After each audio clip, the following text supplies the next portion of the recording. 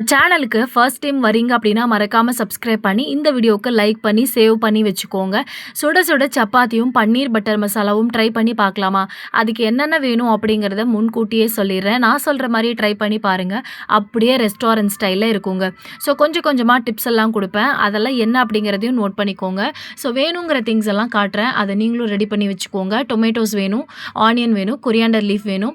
அப்புறமேட்டுக்கு நான் red chilli use பண்ணியிருக்கேன். நீங்கள் க்ரீன் சில்லி யூஸ் பண்ணிக்கோங்க. முந்திரி கூட கொஞ்சமாக இஞ்சி, பூண்டு, அதுக்கப்புறம் ஸ்பைசஸ் கொஞ்சமாக ஆட் பண்ணிக்கலாங்க.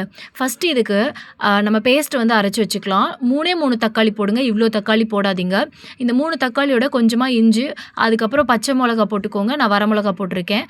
கொஞ்சமாக முந்திரி பூண்டு ஆட் பண்ணிவிட்டு ஒரே ஒரு ஸ்பூன் அளவுக்கு மிளகாத்தூள் போட்டு அரைச்சி பேஸ்ட்டாக தனியாக எடுத்து வச்சுக்கோங்க. ஒரு கடாயில் லைட்டாக ஆயில் ஊற்றிட்டு ஒரு 3 ஸ்பூன் அளவுக்கு நெய் ஊற்றிக்கோங்க.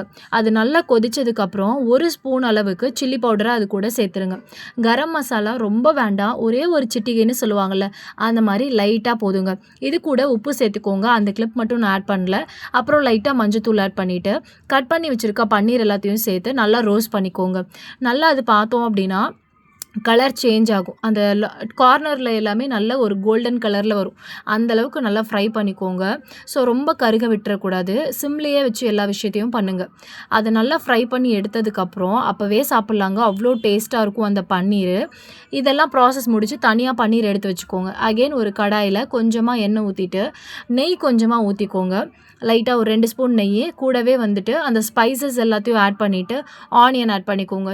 ஆனியன் எல்லாமே நல்லா கலர் சேஞ்ச் ஆனதுக்கப்புறம் கொஞ்சமாக கரம் மசாலா, 1 ஸ்பூன் அளவுக்கு chilli powder and salt add பண்ணிவிட்டு அகெயின் நம்ம அரைச்சி வச்சுருக்கோம்ல அந்த பேஸ்ட்டை இது கூட சேர்த்து நல்லா வேக விடணுங்க. கலக்கி விட்டுருங்க. கொஞ்சம் நேரம் ஆகட்டும். நல்லா கொதிக்க விட்டு அந்த வெங்காயம் இருக்குல்ல, அது எல்லாமே நறுக்குன்னு இருக்குங்க. பட் அந்த மாதிரி இருக்கக்கூடாது. அந்த ஆனியன் எல்லாமே நல்லா வெந்திருக்கணும். ஸோ அந்தளவுக்கு நம்ம வெயிட் பண்ணி நல்லா கிளறி விட்டு அடிக்கடி கொஞ்சம் கொஞ்சமாக தண்ணி ஆட் பண்ணி கொதிக்க வைக்கணும்.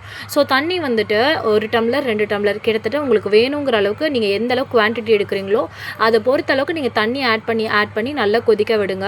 ஸோ இந்த மாதிரி பார்க்கவே நல்ல பபிள்ஸ் எல்லாம் வரும். இந்த மாதிரி ஸ்டேஜில் கொஞ்சம் நல்லா ஊறி வரும்போது அகெயின் தண்ணியை ஊற்றி திரும்பவும் நல்லா வேக விடுங்க. உள்ளே இருக்கிற ஆனியன் கொஞ்சம் கூட நறுக்குன்னு இருக்கக்கூடாது, நல்லா வெந்திருக்கணும். இதுக்கப்புறம் கொஞ்சமாக கொத்தமல்லி தழை தூவி விட்டுறலாம். ஆக்சுவலாக ஃபைனலாக எல்லோரும் கொத்தமல்லி தழை தூவுவாங்க. ஸோ அது என்னமோ எனக்கு பச்சையாக இருக்கிறதுனால பிடிக்காதுங்க. நான் கொஞ்சம் முன்னாடியே தூவிட்டேன். உங்களுக்கு வேணும்னா சமைச்சு முடிச்சதுக்கப்புறம் லாஸ்ட்டாக கொத்தமல்லி தலையை தூவி இறக்கிடுங்க. ஸோ இந்த மாதிரி ஸ்டேஜில் பன்னீர் பட்டர் மசாலாவை உள்ளே இறக்கிடலாங்க. இறக்கிட்டு ஒரு கலரி பார்த்தீங்கன்னு வச்சுக்கோங்களேன், பார்க்கவே சூப்பராக அப்படியே அந்த வாசத்தில் பன்னீர் பட்டர் மசாலா ஆளை தூக்குங்க. அந்தளவுக்கு டேஸ்ட்டாக இருக்கும். ஸோ நீங்களும் ட்ரை பண்ணி பாருங்கள். சேனலை சப்ஸ்கிரைப் பண்ணி சப்போர்ட் பண்ணிடுங்க.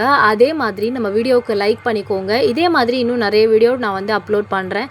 நெக்ஸ்ட்டு என்ன டிஷ் பண்ணலாம் அப்படிங்கிறத எனக்கு கமெண்ட்டில் சொல்லுங்கள். தேங்க்யூ ஃபார் வாட்சிங். பபாய்.